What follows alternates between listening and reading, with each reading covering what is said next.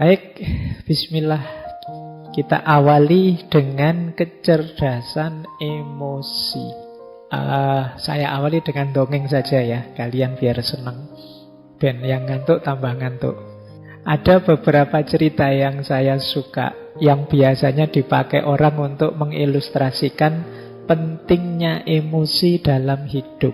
Bahwa emosi itu bahkan perannya lebih besar daripada sekedar akal intelektual, IQ.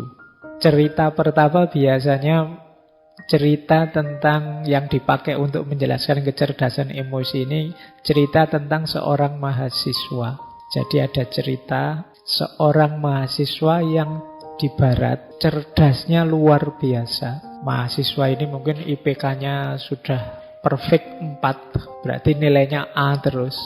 Zaman saya kuliah dulu bahkan ada nilai yang A+, itu berarti lebih dari A. Mahasiswa ini nilainya perfect terus. Tapi kemudian ada satu peristiwa yang membalik nasibnya. Padahal orang menganggap ini masa depannya mesti cerah ini. Anak ini jenius, pinternya luar biasa. Nah, peristiwa yang membalik nasibnya ini adalah satu ketika ada seorang dosennya yang memberi nilai amin. Dikasih nilai A ya kurang sedikit lah. Kalau teman-teman kan dikasih amin itu sudah sujud syukur. Karena biasanya dapatnya E, dapat B, dapat amin, alhamdulillah mungkin gitu. Tapi karena dia ini selalu dapat A, begitu dapat amin tidak terima dia. Karena dia nganggap aku ini perfect kok dapat amin, salahku di mana? Kalau hari ini mungkin sudah WA dosennya. Nah, cuma anak ini saking marahnya kemudian pulang ambil senjata di rumah, balik ke kampus, dosennya ditembak, tewas. Jadi dia sangat cerdas secara IQ, akalnya, tapi secara emosi dia sangat lemah, sangat rendah. Nah, ini cerita pertama. Bagaimana emosi bisa mengubah nasib kita dalam sekejap. Semula orang membangga-banggakan ini masa depannya cerah, tiba-tiba hanya karena nilai amin tadi masa depannya terbalik sekarang. Mungkin urusannya terus penjara, dia di penjara lama. Cerita kedua, kita ke Cina sekarang. Kalau tadi dari Amerika, dari Barat, kita ke Cina. Ada cerita yang saya ingat dari Genghis Khan. Genghis Khan ini dikenal memelihara burung elang. Kemana-mana selalu diikuti oleh burung elang peliharaannya. Nah, satu ketika dalam perjalanan penaklukan, Genghis Khan ini kehausan. Akhirnya dia mencari sungai untuk minum air. Pas di pinggir sungai, dia melihat, wah ini ada sungai jernih ini. Terus dia mengambil wadahnya, terus ngambil air untuk diminum. Tapi begitu air mau diminum, tiba-tiba elangnya ini menyambar dia, menyambar wadah itu sampai tumpah. Wah, marahnya Genghis Khan luar biasa. Ini gimana sih ya? Elang sudah dilatih baik-baik, sekarang kok malah kayak gini, mabuk apa ya? Terus ya cuma sabar karena elang kesayangan kan. Ya wis ndak apa-apa lah, mungkin dia lagi ndak sadar elangnya. Terus dia ngambil lagi. Sampai 3 kali begitu, elang itu nyamber terus. Jadi sampai air minumnya tumpah terus.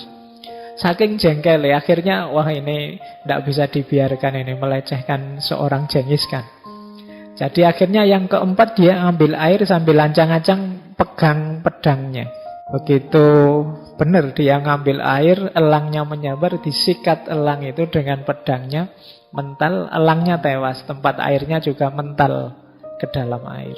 Nah, begitu dia puaskan, rasain, mati kamu, wong elang aja kok berani-beraninya melawan aku. Begitu dia ngambil tempat minum tadi yang jatuh ke dalam air, dia melihat ternyata di dalam air ada bangkai ular. Yang bangkai ular ini beracun. Dia baru sadar ternyata elang tadi ingin menyelamatkannya, bukan ingin mengganggunya. Kalau dia minum air dari tempat tadi bisa keracunan. Jadi ini pelajaran kedua. Bagaimana emosi sering membuat kita salah dalam memutuskan. Ya kayak Genghis Khan tadi. Ada lagi cerita ketiga. Cerita ketiga dari Jepang. Kita muter keliling dunia ya. Ada cerita seorang samurai. Samurai ini satu ketika mendengar di satu tempat ada seorang guru yang pinternya luar biasa, wawasannya luas sekali. Nah, samurai ini satu ketika penasaran, aku ingin ngetes guru ini, pinter bener enggak sih seperti katanya orang-orang. Datanglah samurai ini ke tempatnya guru tadi. Begitu ketemu guru dia ngetes, tanya, wahai guru, sampean kan orang pinter, dikenal orang bijaksana. Kalau memang pinter, coba jawab pertanyaan saya. Apa itu surga? Apa itu neraka? Nah, terus guru ini terus ngomongnya malah nyelekit. Kalau orang seperti kamu, levelmu ini tidak pantas saya menjelaskan macam-macam. Kamu preman aja kok orang gitu. Terus ngomong gitu. Wah, marah ini samurai. Dia melotot marah-marah. Katanya kamu orang pintar, orang bijaksana. Masa saya tanya gitu aja, jawabanmu nyelekit. Wah, dia marah, panas.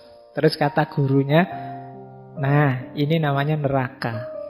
Wah kan, takjub dia dengan jawaban guru tadi. Iya ya, berarti marah, terus tidak terkontrol. Ini namanya neraka, luar biasa. Baru sadar ini memang orang pintar, tenang. Wah, terima kasih guru, saya baru percaya kalau sampean orang pintar. Terus kata gurunya lagi, nah kalau ini namanya surga. Jadi ini surga, ini neraka. Jadi surga neraka kita berhubungan dengan emosi yang kita rasakan. Pelajaran ketiga dari cerita. Cerita keempat. Tidak apa-apa ya. Terakhir wes tidak apa-apa. Biar kalian nunggu-nunggu teorinya tidak ketemu-ketemu. Kita ke Arab, ke Madinah. Cerita tentang Sayyidina Abu Bakar, sahabatnya Rasulullah. Jadi satu ketika beliau ini sedang ngobrol-ngobrol bersama Rasulullah di depan masjid. Tiba-tiba datang beberapa orang yang rupanya benci Abu Bakar. Mendekat ke Abu Bakar, terus orang ini maki-maki. Pokoknya ngomong jelek-jelek tentang Abu Bakar. Abu Bakar ya karena beliau orang baik, ya beliau sabar, diam saja. Tidak mengabaikan orang yang ngomong aneh-aneh ini. Tetap beliau fokus pada Rasulullah. Rasulullah tersenyum melihat perilakunya Abu Bakar. Terus ngobrol dilanjutkan. Nah, orang yang maki-maki tadi kan tambah sebel. Wong saya maki-maki kok dicuekin. Tambah dia maki-maki lagi ke Abu Bakar. Nambah lagi maki-maki. Berulang sampai 3 kali. Yo, Abu Bakar juga manusia kan. Bolak-balik dimaki-maki yo panas juga.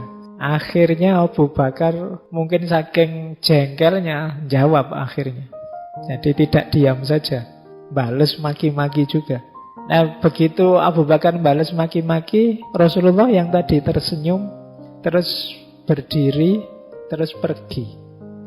Wah, Abu Bakar tidak enak. Wah, masalah ini mesti. Nah, setelah itu Abu Bakar mengejar Rasulullah. Beliau bertanya, wahai Rasulullah, mengapa kok tadi senyum-senyum begitu saya jawab, kok terus panjenengan pergi menjauh dari saya? Kata Rasulullah, tadi waktu engkau dimaki-maki dan sabar diam saja, malaikat-malaikat hadir di sekelilingmu. Jadi supportermu, mendukungmu sepenuh hati dalam kesabaranmu. Nah, aku juga jadi kerasan karena malaikat banyak hadir. Tapi begitu engkau bales, begitu engkau juga ikut-ikutan maki-maki, ya malaikatnya pergi. Setan-setan yang datang. Yo, karena yang datang setan-setan, ya aku pergi. Baik, cerita keempat. Jadi kelihatan ya, paling tidak dari cerita-cerita tadi bahwa emosi itu penting. Dia bisa membalik nasib kita. Dia bisa menentukan keputusan kita. Seperti cerita Genghis Khan tadi. Dia bisa jadi surga atau neraka kita, seperti cerita samurai tadi. Dia bisa menghadirkan malaikat atau menghadirkan setan. Nah, itu ceritanya. Sekarang kita masuk ke teorinya. Emotional quotient. Kecerdasan emosi. Apa sih kecerdasan emosi itu? Jadi orang yang cerdas secara emosi adalah orang yang mampu dan kuasa untuk mengenali dan memahami emosinya. Ini yang pertama. Paham emosinya. Jangan dikira ini mudah loh. Banyak orang yang tidak mengenali emosinya. Banyak orang yang marah tapi tidak tahu kalau dia marah atau tidak sadar kalau dia marah. Mas, mbok jangan marah gitu. Siapa yang marah? Nah, itu kan namanya tidak sadar kalau dia marah.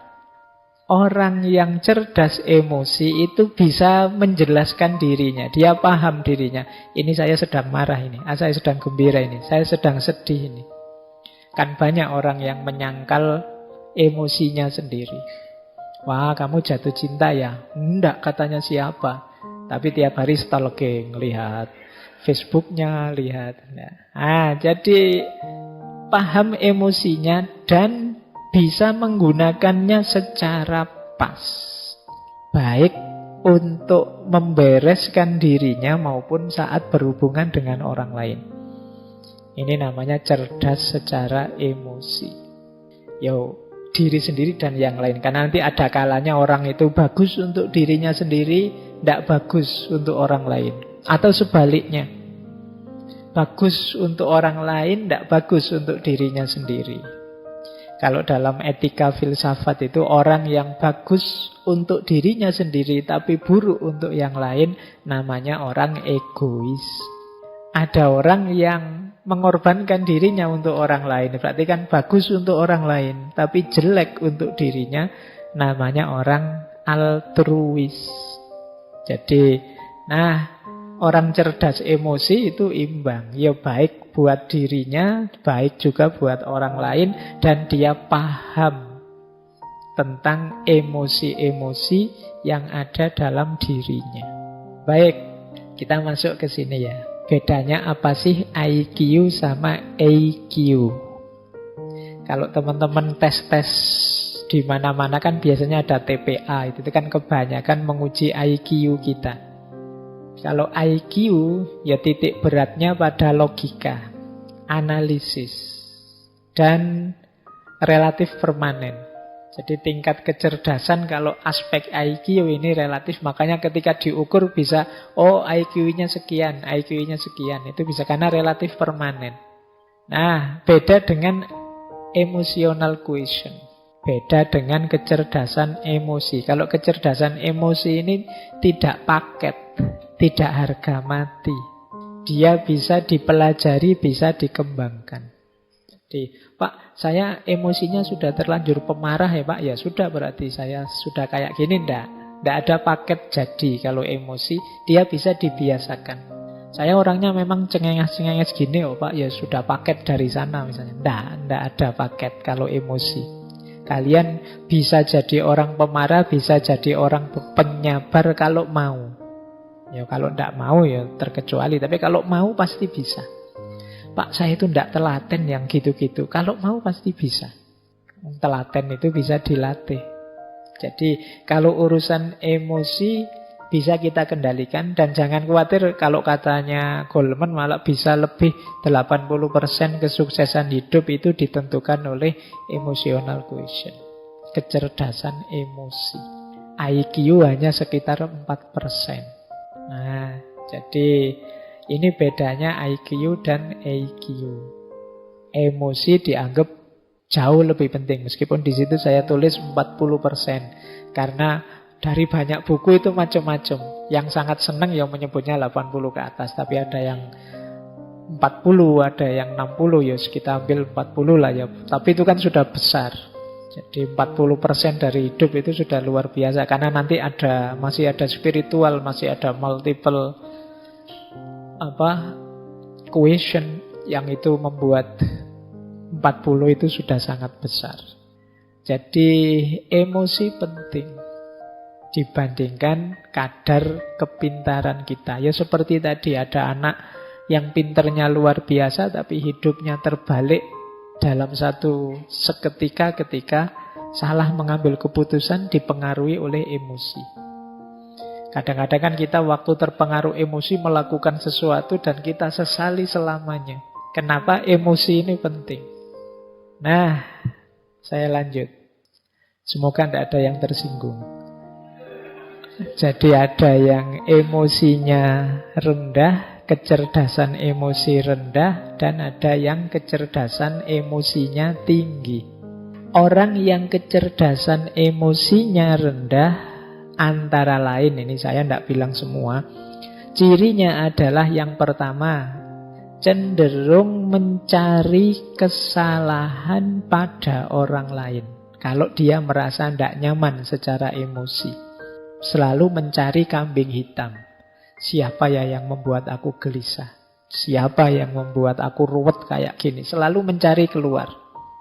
Nah, ini ciri-ciri emosinya rendah. Paling tidak dia membiarkan dirinya disulitkan, direpotkan, digelisahkan oleh orang lain.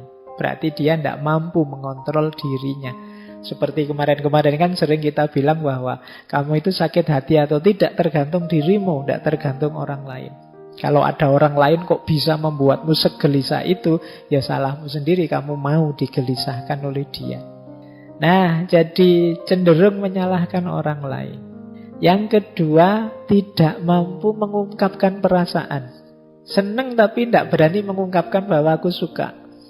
Benci tapi takut mau bilang aku tidak suka. Nah, ini daya kontrol emosi kita tidak bagus. Tidak cerdas mengungkapkan apa yang kita rasakan. Pak, saya tidak nyaman loh Pak ngaji kayak gini nih, tapi saya tidak berani ngomong lah. Nanti kalau saya ngomong diketawain orang semasjid ini misalnya. Nah, itu ada sering kita itu dilanda kendala untuk mengungkapkan apa yang kita rasakan. Ya kita sulit milih ekspresi yang pas, diksi yang sesuai, yang tidak menyakiti orang seperti apa. Itu kita sulit milih. Ini berarti kemungkinan memang daya kecerdasan emosi kita perlu tingkatkan lagi. Yang ketiga, suka menyerang, menginterupsi, mengkritik, memberi cap orang lain, agresif ke orang lain. Nah, ini ciri-ciri kecerdasan emosinya kurang tinggi. Saya mau bilang rendah kok sungkan. Ya, jangan suka nyerang orang lain. Ini alamat apa? Dia kesulitan untuk berempati atau memahami atau mengerti perspektif yang diambil orang lain. Jadi dia hanya merasa satu-satunya yang benar ya versiku. Akhirnya yang lain dianggap salah semua, dikritiki, diserang terus yang lain. Nah, ini kemampuan kelola emosinya rendah. Yang keempat, suka memberi analisis rasional berlebihan menanggapi ungkapan perasaan orang lain. Nah, ada enggak teman-teman yang punya teman ketika kita sedikit curhat padanya, kita curhat 3 detik, dia nasihatnya setengah jam. Aku itu loh kok perasaanku enggak nyaman ya. Wah, terus kita nasihati, ya hidup itu memang begitu, ada teori ini, ada. Ya. Jadi itu sebenarnya ya termasuk ciri-ciri belum matang emosinya. Masih ingin mendominasi, masih ingin menguasai, masih ingin orang lain harus ikut dia. Nah, terlalu banyak ingin ngontrol. Berarti dia ingin memposisikan diri lebih tinggi dari temannya, dari sahabatnya. Nah, termasuk ciri emosi yang rendah adalah sering bohong tentang perasaannya atau emotional dishonesty. Ini sama seperti tadi. Kalau tadi tidak mampu mengungkapkan, kalau ini bohong. Mungkin demi citra, mungkin demi orang lain senang, mungkin demi macam-macam. Tapi intinya dia bohong. Padahal itu merugikan dirinya, bisa juga merugikan orang lain. Karena orang lain jadi sulit memposisikan diri di hadapan kita. Suka enggak kamu kalau saya gayanya begini? Sebenarnya enggak suka, tapi bilang, wah suka sekali saya Pak. Meskipun nanti kalau saya enggak ada, diam-diam, itu loh Pak Faiz ngomong apa sejak tadi misalnya. Nah, ini namanya emotional dishonesty. Jadi ketidakjujuran emosional. Ini kalau orang-orang dekat kita, kalau kita tahu mereka tidak jujur kan menyakitkan. Jadi tidak hanya merugikan diri sendiri, tapi merugikan orang lain juga. Karena kita jadi sulit memposisikan diri di hadapan dia, wong dia tidak jujur. Jadi seneng tapi bilangnya benci, benci tapi bilangnya seneng, itu kan merepotkan. Jadi ya mbok kalau seneng bilang saja seneng, meskipun saya seneng sih, tapi ya kamu tidak usah terbebani lah, wong cuma saya saja kok, kan tidak masalah. Yang penting kamu jujur. Nah, biasanya juga orang yang emotional quotient-nya rendah itu adalah pendengar yang jelek. Tidak betah dia mendengarkan, suka interupsi, suka debat. Tidak mampu menunggu orang sampai tuntas bicara. Di tengah jalan selalu menyela. Nah, ini kemampuan kontrol dirinya rendah. Mungkin kadang kalau debat itu kan sering saling nyamber itu. Mungkin dia khawatir kalau ini teman lawan bicaraku selesai ngomong, jangan-jangan sulit aku bantahnya. Akhirnya dicegati tengah jalan. Nah, ini pendengar yang jelek. Berarti debatnya memang nyari menang kalah, bukan mencari yang benar. Maka yuk latihan. Terus melebih-lebihkan atau mengecil-ngecilkan yang dirasakan. Kan banyak orang itu hal kecil diheboh-hebohkan. Perasaannya sendiri yang biasa saja sebenarnya itu urusan sepele, tapi seolah-olah wah, sekedar misalnya, wah aku kok tidak kebagian minum ya, wah jangan-jangan takmirnya sentimen saya. Jangan-jangan dibesar-besarkan. Ini mungkin dia khawatir tersaingi oleh aku mungkin. Dia khawatir mikirnya tidak karu-karuan, melebih-lebihkan. Jadi mendramatisir hal-hal yang sebenarnya biasa-biasa saja. Baik, terus tidak peka terhadap perasaannya orang lain. Jadi orang seperti apa dia tidak peka. Jadi ngertinya ya perasaanku saja. Dia marah-marah kalau orang tidak mengerti dirinya, tapi dia tidak mau mengerti orang lain. Kemudian sering merasa insecure, tidak aman, sukar menerima kesalahan diri sendiri, dan berat kalau mau minta maaf. Jadi kalau ada teman-teman punya ciri begini, berarti ya harus belajar lagi emotional quotient, kecerdasan emosional. Kemudian pesimis, merasa dunia ini tidak adil. Wah, tidak adil dunia ini. Orang kaya kok tambah kaya, aku kok tambah miskin. Kan sering yang mengeluh begitu kan banyak. Tidak adil Allah ini. Kadang-kadang Allah juga dimarahi. Nah, ini hidup pesimis. Apa maunya Allah itu? Saya kemarin baca di mana itu. Apa yang dipikirkan Tuhan itu kan gitu. Kan banyak yang komplain dengan kalimat-kalimat begitu. Baik, jadi pesimis, sukanya mengeluh. Yang dilihat yang buruk-buruk, yang jelek-jelek saja. Ini ciri-ciri emosional kecerdasannya rendah. Kemudian kaku, tidak luas. Jadi sulit beradaptasi terhadap perubahan-perubahan dalam hidup. Orang yang kaku itu kan berat, mudah patah. Maka jadilah orang yang tangguh. Tangguh itu bukan berarti kaku. Kalau pakai ilustrasi biasanya orang berilustrasi kayak sabuk. Sabuk itu kan lentur. Jadi kadang-kadang dipakai di gigi satu ya bisa, di gigi dua bisa. Kalau kita sedang kerempeng ya masih bisa pakai yang gigi paling awal. Nanti kalau sudah agak makmur bisa. Luwes sabuk itu dipakai seperti apa saja bisa. Karena apa? Dia lentur. Beda dengan yang kaku. Tombak misalnya, itu kan tidak bisa dilipat, tidak bisa ditekuk. Kalian bawa tombak naik motor ya malang-malang tidak karu-karuan. Karena apa? Kaku, mudah patah. Tapi kalau pakai sabuk gampang. Itu maka orang-orang yang emosinya tidak bagus, cara pengendaliannya ya dia biasanya kaku. Sulit sekali dinego, sulit sekali dilembutkan. Terus biasanya kemudian jadinya tidak harmonis dengan orang, lebih harmonis dengan yang bukan manusia. Iya, dengan koleksinya, dengan binatang kesayangannya. Sampai kemarin ada yang menikah sama kambing itu ya. Mungkin dia sudah putus asa dengan manusia, itu dia.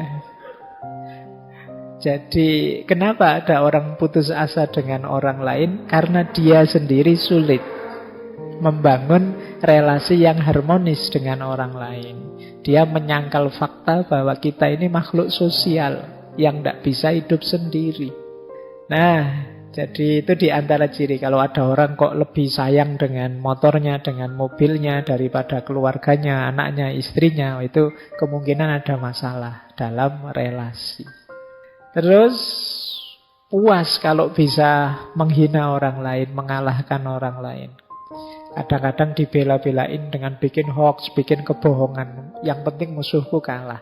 Nah, ini berarti orang yang lemah secara emosi.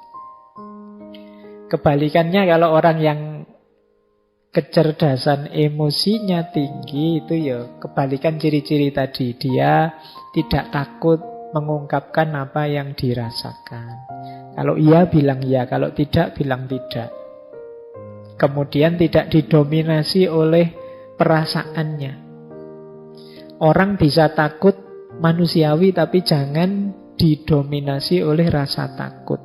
Orang bisa kecewa, ya wong manusiawi, tapi ya jangan terus hidupmu hancur gara-gara satu kekecewaan kecil. Jadi tidak didominasi oleh perasaan. Kemudian mampu membaca isyarat-isyarat, tidak hanya kata-kata. Ini hubungannya dengan kepekaan tadi. Misalnya sudah jam 10 ngaji tidak selesai-selesai, yang di sana menguap, yang di sini menguap, tapi saya ngomongnya asik saja, tidak peduli. Itu padahal di sana sudah isyarat itu kan, menguap itu ngantuk. Nah, membaca bahasa nonverbal ini salah satu ciri kecerdasan emosi. Itu nanti kayak orang ceramah, tidak selesai-selesai jamaahnya, sampai mulet-mulet dia ngomong terus. Sampai dikode gini-gini juga tidak paham. Materinya malah ditambah. Al-waktu kas-saif. Waktu memang penting. Ini sudah diminta selesai, tidak paham. Ini komunikasi nonverbal namanya. Ciri orang yang cerdas emosi. Kadang-kadang dikedipin sekali saja paham. Itu cerdas. Kita mengangguk atau menggeleng sebentar dia paham. Itu cerdas secara emosi. Banyak orang yang tidak peka dengan yang begitu-begitu. Nah, kemudian orang yang cerdas emosi itu melakukan segala sesuatu karena dirinya sendiri, tidak tergantung atau mudah terpengaruh oleh segala yang di luar dirinya. Jadi dia bisa memotivasi dirinya. Hari ini kan banyak orang untuk motivasi saja mahal-mahal ngundang motivator. Biar saya tidak males, Pak. Oh, tidak males saja kok mahal. Tinggal kamu tidak males kan selesai. Tapi kan kita menghabiskan biaya banyak untuk memotivasi diri kita. Loh, orang yang cerdas emosi itu mampu memotivasi dirinya. Kemudian kebalikannya orang yang rendah emosinya, dia optimis, orang yang cerdas emosi itu. Kemudian nyaman kalau membicarakan perasaannya, tidak malu-malu. Kemudian tidak kalah oleh emosinya seperti tadi. Nah, mampu merenungi dirinya, mampu muhasabah kalau bahasa agama. Oh iya ya, apa pas ya saya emosi saya seperti tadi misalnya. Harusnya aku lebih agresif sedikit sehingga anak-anak ini tidak ngantuk misalnya. Itu merenung. Karena saya bilang tadi ya, emosi kita itu bukan harga mati. Tidak seperti IQ. Jadi tergantung kita ingin dibentuk seperti apa. Nah, kemudian ada ketahanan emosi, tangguh.